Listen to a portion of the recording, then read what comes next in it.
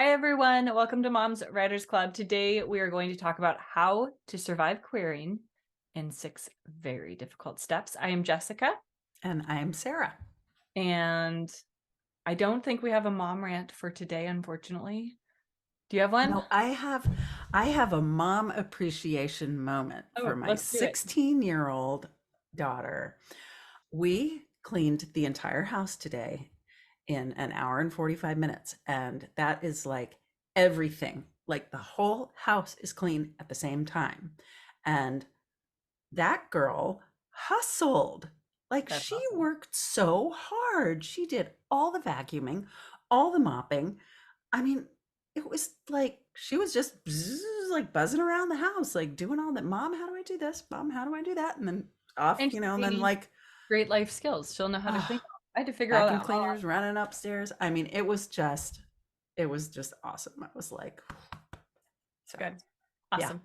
Okay, so today we're going to talk a little bit about querying. Please give us a quick like and subscribe.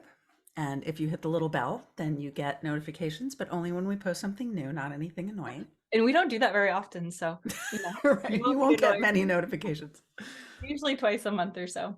Yeah. But yeah, so Sarah and I both had quite the time querying, and we've noticed that there's a lot of, people being worried about it and thinking about it and having questions about it on Twitter. And it's like struggling emotionally Yeah. with it and feeling very like beat down and sort of not knowing how to think about it or um, sort of like struggling with the fortitude that it takes to get through Yeah. querying, The to the point where you can, get an agent and sell a novel. first thing that we thought was really important for you to understand is that by its nature, querying takes a long time. I feel like everybody goes into it kind of expecting, oh, I'm going to get an agent in a week or a month on my first book. And that does on rare occasion happen. And then, of course, you hear about that one situation and it seems like it's common, but it's not. For most people I know, it took 4 to 6 books. It took hundreds of rejections. So if you've gotten 20 rejections on your book, that means you need to send out probably 80 more queries on it before you retire it and write the next book. Right, the next book. I know it's really hard. This one is like there's like a little cognitive dissonance here with this one because like you need to believe in your book to query it in the first place, right? So you put it out there and you're like, I believe that this book is publishable and good, and I'm going to send it out there. If you didn't do that, you wouldn't be querying it. I think in a way, it's like setting up expectations is really the important thing, you know? Yeah, I agree. It's very exciting to start querying. It's very exciting to send queries. It's exciting to be on sub, all those things.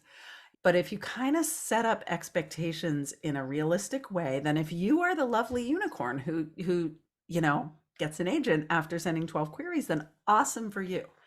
But, you know, if you're not, then you've kind of got your expectations set up. Yeah, so before I started querying, I watched a bunch of YouTube videos on how to query and like what normal was.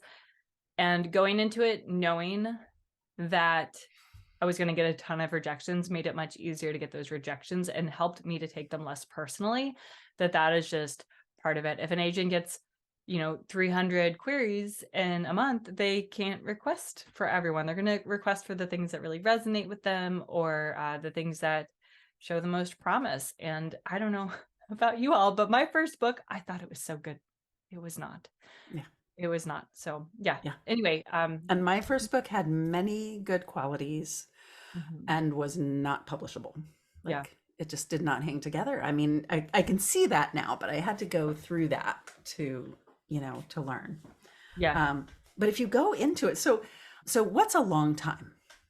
What is a long? It's going to take a long time. What does Yeah, that mean? well, it varies. It took me 2.5 years. I have friends it took them 5 years. I've heard of people it took 10 years. Some people it takes 6 months. You just need to understand that it is a long game and that it usually takes multiple books, and that is okay. So I don't know what a long time is. I think it really varies, and I hesitate to be like, oh, it should take approximately, Oh, no, but no, no. We're not saying like how long it should take, but like this yeah, is sort of like ballpark expectation. it is going to take years for most people. Yeah. Another thing I think is worth thinking about that is going to take a long time is all of the hours you are going to put into querying. And yes, agents are gonna, agents are skimming and they're gonna hit reject if it's not for them. And that's gonna be a query that you spent, an hour like researching and putting your query together. And um, what am I trying to say? It takes a lot of hours to like research agents, put together the list of agents you're going to query. It takes many hours to write a good query letter, rewrite your query letter, try out a new query letter, write a synopsis. Like all that stuff takes a really long time. It takes hours and hours. I was sort of ballparking that probably every query I sent was took me an hour, you So know? I'm going to say that probably every query I sent took me 15 minutes. So I do think there's a lot of time that goes Including, like, what if you average out like all the like all the writing time. it and writing a synopsis and all the research and customizing the query letter and stuff like that? I don't think it would, I mean, if I queried 50 agents, I don't think it would have been 50 hours. I Yeah, think so. For me, a query probably took a few hours. A yeah, synopsis probably took a few hours, and that's writing it multiple times and revising. yeah. Um, I'm probably slower. I spent a fair amount of time on research, but when you get to that, it's hard to like average it out. But when you Yeah, get to that research stage, I do know people that take literally an hour to research each agent. yeah, That's a lot of time to be spending when you need to be sending 50 or 100 queries. I do yeah, think it's really good to personalize, but you will learn the more you do it to do that more quickly using manuscript wish list, looking these agents up on their personal websites and finding out what they're looking for.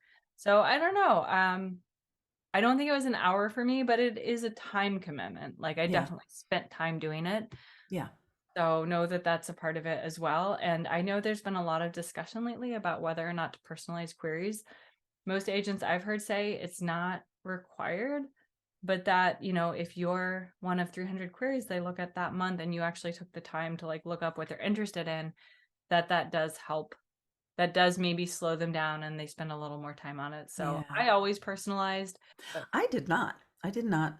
Jane Friedman has a nice take on it, which is if you have something to say, then say it. If you have a way to personalize it, like I saw an interview that you did with blah blah blah or whatever, then do it. But it's not required. And if you're struggling to like come up with something out of thin air, then just don't. Just start oh with a yeah, pitch. I agree with that. And I am pretty sure that when I queried Laura, I did not personalize it. Yeah. I just pitched her. I did Um, with Kimberly. I queried her and then she also requested during Pit Dark. So yeah, I had heard an interview with her. So I specifically like mentioned that interview. What yeah, I did when I did my research under comments on Query Tracker, or if you have like an Excel spreadsheet, you can add this as a column. When I would find that agent and add them to my list, I would add in what my personalization was going to be at right, that right. time because I already had their website pulled up or I already had whatever pulled up. I saw Yeah, them on Twitter. So I would like put that with a link in it. So 2 or 3 months later, when I went back to actually send that query, I could quickly find it. And for me, yeah. that was a big time saver. So, I mean, there's ways to kind of be more efficient about it, but the fact is, it's just going to take hours. It's going to take a long time. And the rejections sometimes are not going to take a long time. And a little later in this episode, we're going to talk about kind of shifting the mindset on the idea of how agents get paid and and what that means for querying authors. But We'll more get to there. come on that. Yeah. Okay, so moving on to our next Number way in which to 2. survive querying. It is part skill, and that is your book and how good you are as a writer. And I hate to say good, but like the qualities of your writing and how they are perceived, and also part luck. And we've talked about this a lot before. I really saw querying like I wanted to have a good quality book, but I also thought it was a numbers game because it was a matter of getting my book in front of the right agent. Right. So At the right time. yeah, at the right time. Mhm. Absolutely. Because at one point, I don't think my agent was interested in representing thrillers, you know? So Yeah. Yeah. if I'd queried her years before when she wasn't, it wouldn't have gone anywhere. Mhm. What else did you have to say about it? Um, so the skill part is largely under your control, right? The how well how well you write your book, how well you write your query letter, how you write your synopsis. I mean, that's all you. Like and I'm all about like what you can control and what you can't control. The luck part, there's not that much you can do about it besides query widely. Like, do Mhm. not get hung up on the first 12 agents on your list and think that those are the only 12 agents that could possibly do justice to your book, you Or know?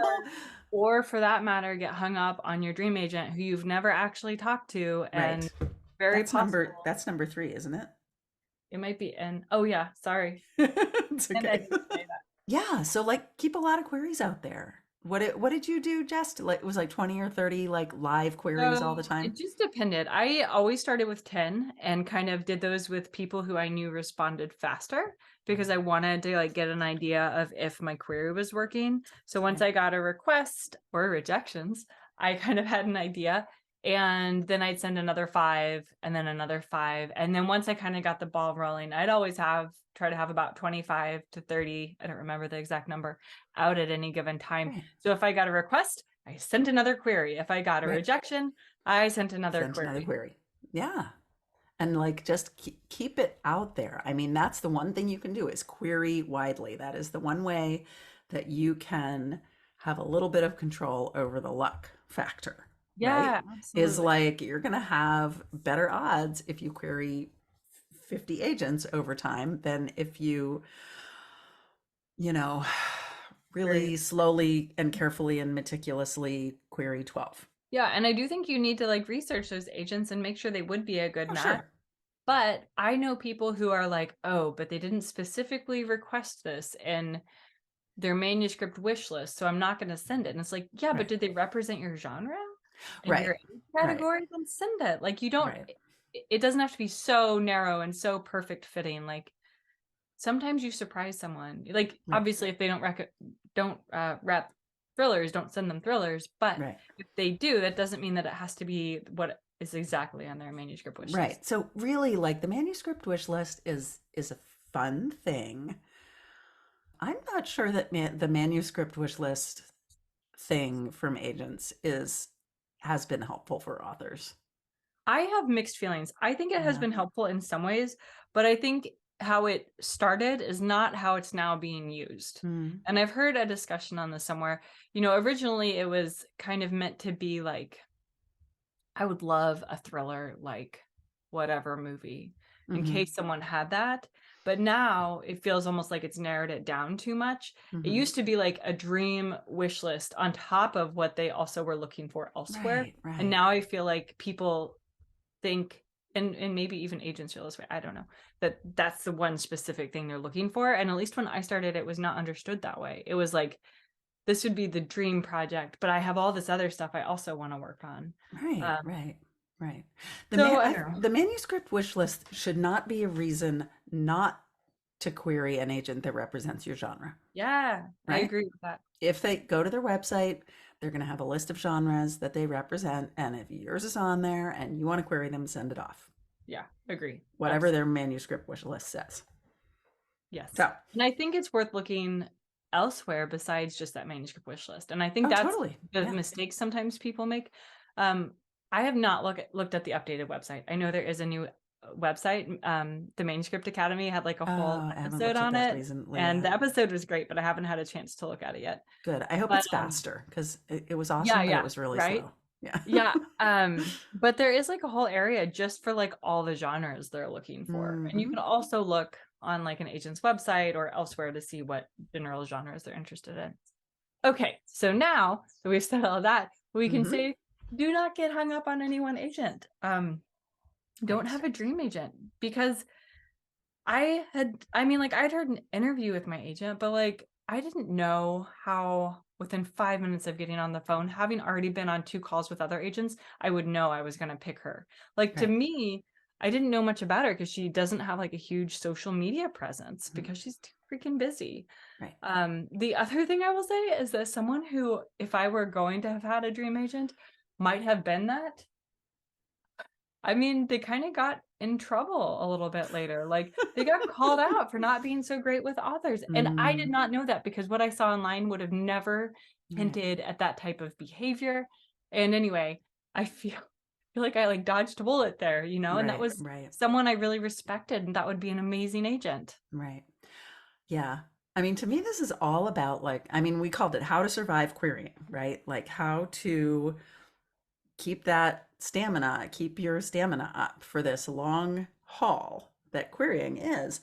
And if you invest a lot of emotional energy in one agent, then the disappointment if you get rejected by that agent is even bigger. And then there's a whole another big investment of emotional energy for no good reason, Yeah, you I agree. know, no good reason. Because that agent is maybe great, but they are probably not any greater for you in your book than 20 other agents on your list, or someone you've never heard of. So that's kind of, why I recommend keeping that in perspective, because it's just a big emotional investment based on nothing. So, and I you got to like, you want to like keep your emotional energy because it's such a long agree. game. So Sarah, I know that this was gonna be 6, but now it's gonna Five. be 7. Well, it started as Oh, 5 and then it became 6 and now it's gonna be 7 because I'm gonna add another because you're going one. to add one. Ooh, Yeah, and so this is our second going attempt at rogue. this episode. So I'm going to talk about the one that we talked about in the other version of this episode that will never see the light of day. We were a bit random. Aim for 100 rejections. It is Yeah. okay to get rejected. It is a good thing because it means that you're Yes. putting yourself out It there. is There's a an good thing. article. Yeah, there's an article. It's at Lit Hub, and it's why you should aim for 100 rejections a year or something like that. I'll try to remember to put it below, but otherwise just Google it and you'll find it. And the idea is that if you're not getting rejections, it's because you're not putting yourself out there. In the Yes. creative work field, you're going to get rejected. And even after you have an agent, you are going to get rejected because you're going to have to go on sub. And that is okay. And that is normal. So And for it is us, good. It is yeah, good. and it Like is the good. whole thing with aiming You, for 100 rejections a year is reframing rejection. yeah, That it's actually, that means that you are doing the work. That means you are putting your yeah. work out there, you are trying, you are doing what you need to do to get to the goal. I am currently attempting to get rejected for things because now, I have an agent and currently, I have a publishing deal and I am looking for things to get rejected for, like prizes and Awards. And residencies yeah. and fellowships and stuff. I'm like looking around online. I'm like, what can I apply for? But the thing is, How can I you'll put my never, work out? yeah, you'll never get any of those things if you don't apply and risk Right. rejection. So like Right. to get a yes, you have to risk a no. So Hmm. it's really a good thing. The next thing is Now, are we on number 6? I lost count. So the next thing, Okay. Yeah. uh Number next, as they say, number as the doctors say when they are dictating notes. Oh my Number gosh, that's next. hilarious. I appreciate that. I've never heard that. Okay, so don't be so desperate. And I know that we are saying this as published authors, and I know how desperate I felt. So I have empathy. But Oh, listen, I had my days too. listen, friends, don't be so desperate to get published. It's not about getting published as fast as you can. It's not about that. It is about being published the way you want to. And Yeah. I am specifically going to talk about, I see so many authors who have their second or third book rejected 50 or 100 times, and they're like, that's it. And they're like, I'm going to go to a small press, which there's nothing wrong with small presses. Small presses are wonderful and they can do amazing things. Or Is it kind of like at that point almost like I'm going to take the first yes that comes my way. yes, or they Mm, know that or they've gotten an offer from a small press, but that's not really what their goal was. Or they say, you know what, yeah, I'm just going to self-publish it, which right. is an even worse thing because I think self-publishing is a very legit way to self-publish. At some point, I plan to do some sort of self-publishing, but it's not the alternative to No. traditional publishing. It is its And it's own not thing. easier. Yeah, it's not easier. To do it well, I would suggest is actually harder. Yeah, Um, it's not like your resort when you decide that, like your last resort when you realize your book isn't going to sell. Like, it's okay. Go write the next book because the next yeah, book is going to be better. And this was not time wasted because you wouldn't be able to write the next book, which will be better had you not written this book. It right. is hard to get those rejections. It is hard to shelve a book. But I also see a lot of people decide to do that when they're on, like, it's that book they got 10 or 20 requests for. That means you're getting closer. Like, Right. just keep going. I got on my third book, I got like 15 requests, and I was so Yeah. disappointed when they all ended in rejections. Yeah. But it was the first time I got a lot of personalized feedback, and I felt like I was getting closer. And I was, because the Yeah. next book was the book that got me my agent, Yeah. and I just feel like I see a lot of people quit because they get frustrated when they're just Hmm. at that point, because it feels Right. like they should be succeeding, but they're not. Right. I mean, there are many kind of resources for sort of thinking about what markers tell you that you're making progress. Getting manuscript requests from agents is a big one. And the main thing we're saying is don't give up too soon. Like Yeah. if this is your goal, if what you really want is to be traditionally published, don't give up too soon. You know, it's a long game. Back to number one. That's why it's number one on the list. Is it is gonna take a long time. Yeah, And and we want to normalize that. It is yeah, normal. It takes a long time, that it takes yeah, multiple books, that you're going to get hundreds of rejections. Like, that is just a normal part of the process as you become a better writer and as you find, the right type of writing and then the right agent for yourself. yeah, Number next, find another friend who's where you are. yeah, You know, have a query buddy. yeah. Know that you're hitting send on your first query at the same time together. Like, that can Right. be really great. And someone you can talk to when you get those rejections, because it is hard, and you have every right to feel how you feel and express that, and having that support is wonderful. When I Yeah. was querying, I had you. I also had Jamie, my friend who was already published. So like, she was just so encouraging, and she was like, you'll get there. And that keeps you going when times Yeah. are hard, Yeah. and then you get to celebrate with them. Yeah. I still have screenshots of the text I got to send Sarah when I was like, an agent wants a call with me. Like, I still am thrilled about that. I know it's the best thing. I will never ever forget like being at work in my scrubs when my book was on sub. And I'm like sending Ah, Jess, I'm like texting Jess every spare second that I have because I'm like 50 zillion exclamation points. It's really important, I think, to have and to reach out for that person. I mean, Jess and I met on Twitter, and I know many people who have connected with their writing groups and become like in real life friends through the writing community on Twitter. absolutely. So reach out if there's somebody you feel like you connect with that's where you are. It's so important to have that like offline um connection, because partly because it's awesome, but also because like the collective energy, especially on Twitter, on the sort of main Twitter, can really exaggerate certain things.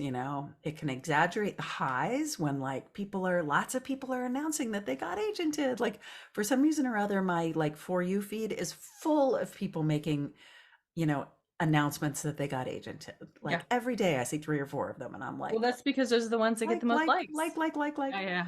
But even the ones that don't, like, I don't know, for some reason I keep getting them. So it can really exaggerate that, and then it can also really exaggerate the negatives. Like some shady shit has gone down in the last couple of months in publishing and agenting, and that has gotten like very big and very talked about on Which Twitter, it which is should totally be talked cool, about, and we're glad people are sharing their stories. of course.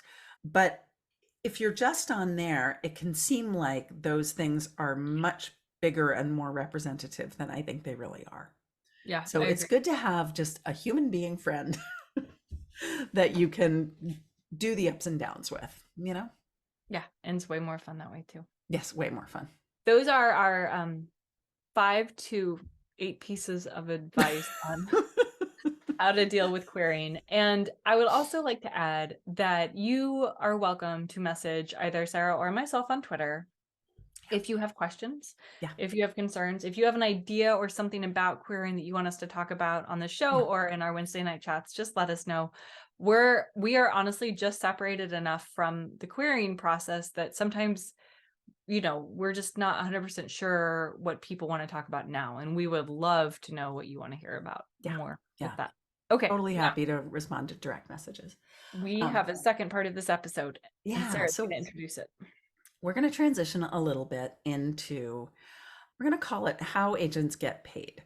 And the reason that we want to talk about this is to kind of shift the mindset about agents reading queries and agents reading manuscripts that they request, because I, for one, have seen a lot of comments being like, agents are doing this for free. Um, like they're doing it on weekends and on the subway home, and they're not getting paid for this. And that is not true. They are getting paid for this.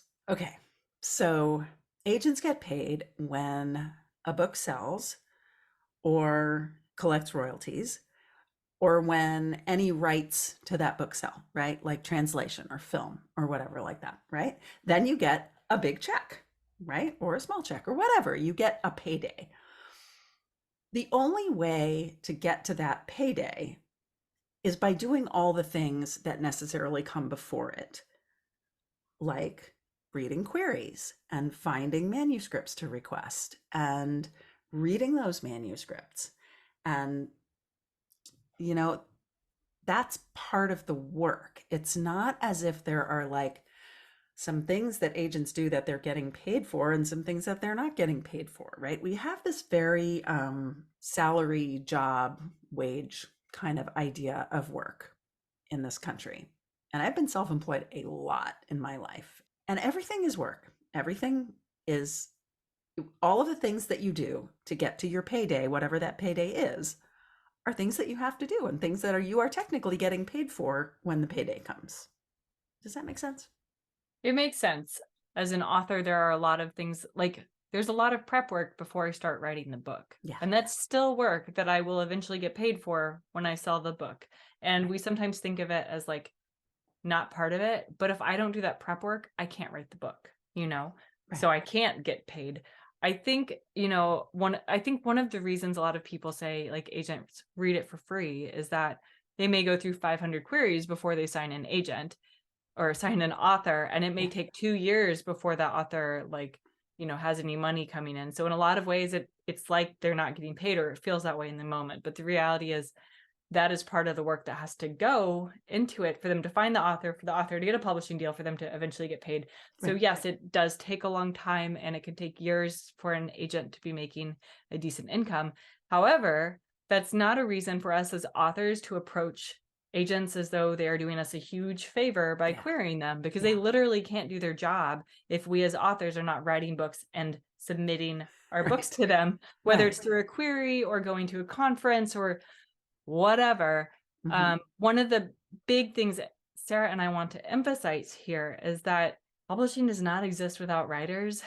Writers seem to forget that like we're an important part of this publishing Yeah. world too, and I feel like authors are often considered last and lowest, and that's complete bullshit. By whom? Well, this is where things get complicated given the news lately. Well, I know. Okay. The agency that shall not be named, Yeah. and sometimes by publishers, Yeah. there are a lot of, for the most part, I think most agents are fantastic and are in Hmm. it for the right reason, and I think most agencies do a fantastic job for their authors. And I think, I'm not going to get into publishing companies, Yeah. but Right. Okay. So yeah. here's what I'm thinking is that you can't really do anything about what all those people think. You can do something about what you think, about what Mhm. I think about myself, right? And there can be a come from with querying that, like, I am a supplicant, I am like Like, thank you this. so much for taking the time to read my query. Don't do that. Right. And It's and a it can really business feel letter. it that way because it is your baby, it is your dream. It seems like this person that you're sending a query to has a lot of power, you know, but try and push all that aside and recognize your value, that an agent is reading your query because that is an agent's job.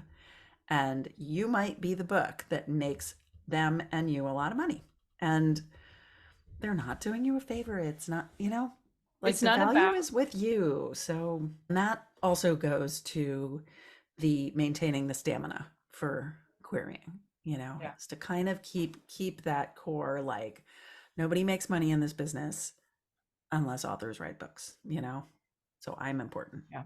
I feel like And I think we're all guilty of this at some point, that querying can be very emotional for us, right? Mm. And Oh, I that's have okay. definitely like had my nights of like drinking and crying and Yeah. yeah. And I'm not saying it shouldn't be emotional, but I would urge you to remember that it's still a business and that you are a creator of a product. I know. We'll do the whole art versus product conversation another time. But like your book is still a product that you Hmm. have made, right? Right. And and your query is a business letter. And in any other business, you wouldn't act like, oh, thank you so much for like reading my business letter. Like Right. you want to be Right. equals, you want to be partners, Right. and any agent that you want to work with should treat you that way. And I also want to point out that technically in this same line of thinking, if you wrote a book and you are actively trying to get published and trying to reach that payday, you are also not working for free, Yeah, right? that's a good point. So I think that's all we have to say about that. But let us know if you have any questions. Yeah. Thank you all for joining us. Let us know if you have any questions or any other topics you want us to talk about. And feel free to DM us if you need help or have questions about the querying process, getting an agent, if there are any issues that come up. You can find us over on Twitter. I'm at author Jess Payne. And I am at Sarah Reed Author. You can also join us for our every other Wednesday night chats on Twitter, 6 p.m. Pacific, 7 p.m. Mountain, 8 p.m. Central, 9 p.m. Eastern. Those Woo. are all US times. Well done. And add another 4 hours for London. Okay. Thank you for joining us. Bye bye. Bye bye.